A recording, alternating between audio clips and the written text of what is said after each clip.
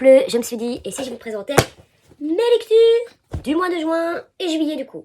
Alors, on a commencé le bal avec Brian Lewins qui a écrit Conditionné pour trop manger. Donc ça, c'est un best-seller qui a été traduit en plusieurs langues dans le monde. Je l'ai déjà lu il y a une dizaine d'années, mais j'avais envie de le relire.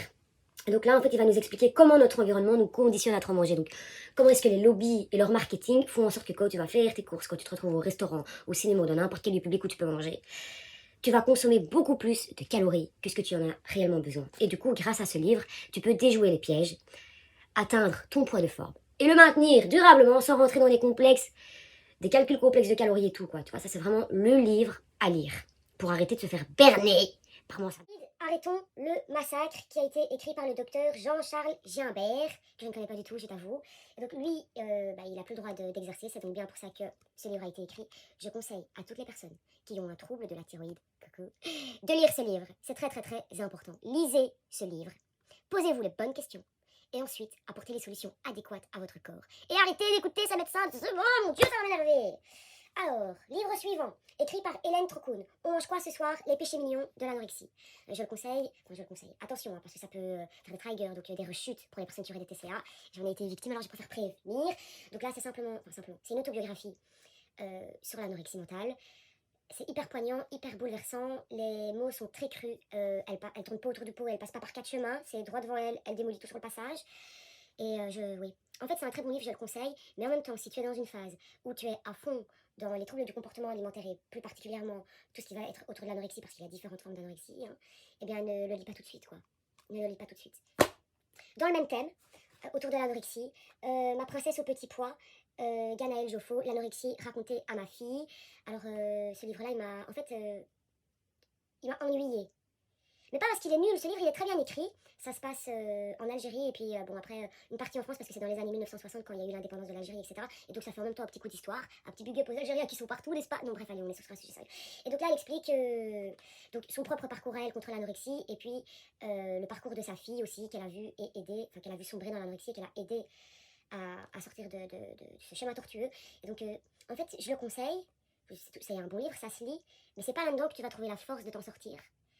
Et il n'y a pas spécifiquement, il y a pas vraiment de conseils. Si tu cherches des conseils ou de soutien pour sortir des troubles du comportement alimentaire, c'est pas en lisant ce livre que tu vas trouver des conseils de soutien. Mais en tout cas, peut-être tu te sentiras moins seul et puis tu comprendras un peu mieux ce qui s'est passé en Algérie dans les années 60, si jamais ça t'intéresse. Alors, manger sain n'est pas si sain. Raisonner l'alimentation santé, ça a été écrit par Camille Adéniek.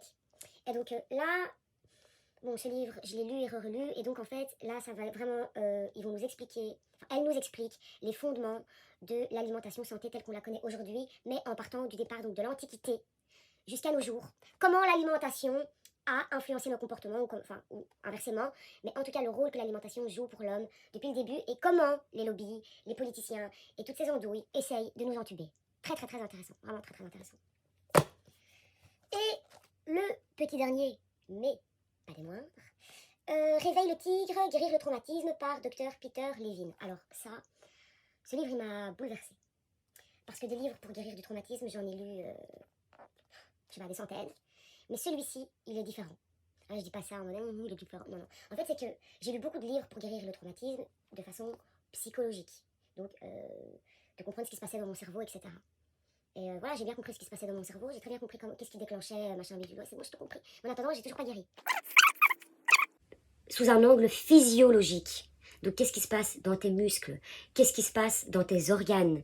Au niveau de ta moelle épinière? Qu'est-ce qui se passe dans tes os? Qu'est-ce qu'il se passe dans tes hormones? Qu'est-ce qu'il se passe d'un point de vue organique? Et ça, on n'en parle pas vraiment. Les médecins ne disent pas que tes muscles peuvent avoir une mémoire et que tu reçois un coup dedans et que ça peut te réactiver un truc. Pourtant, on aimerait bien le savoir. Bref. Et donc, ce livre-là, je le conseille à toutes les personnes qui ont envie de découvrir le traumatisme, ses effets et sa guérison sous un nouveau jour. Oui, je suis pas d'origine italienne, non, belgo-tunisienne. Et puis, voilà, c'est tout. En tout cas, j'espère que ça t'aura plu. Et à très bientôt pour une nouvelle lecture, parce que j'en ai... Voilà, ça a déjà recommencé la pile. Bientôt, bisous, bisous.